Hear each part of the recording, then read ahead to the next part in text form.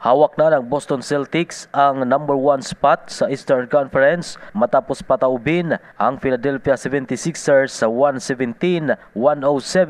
Nagbuhos si Celtics forward Jason Tatum ng 29 points, 8 rebounds para pangunahan ang opensa ng Boston, habang 27 points, 5 assists naman ang naging ambag ng guard na si Derrick White. Kapwa nagpasok din ng tig 20 points sina Joel Embiid at Tyrese Maxey sa naging pagkatalo ng Sixers, habang tig 16 points ang kontribusyon ng tatlo nitong players, Tobias Harris, Robert Covington at D'Anthony Melton. Dominado ng Sixers ang paint area sa buong game kung saan 54 points ang nagawa nila sa loob nito, habang 40 points lamang sa Celtics. Gayunpaman nagawa ng Boston na magpasok ng 18 3 points sa kabuuan ng laro. Tanging 11 3 points lamang ang kasagutan dito ng Sixers. Ipinakita rin ng Boston Celtics ang defensive side nito matapos magtala ng 8 blocks sa kabuuan ng game, habang isa lamang ang nagawa ng kalaban. Yan ang Balitang Sports. Ito si Ray Tampos para sa Radyo Alternatibo Balita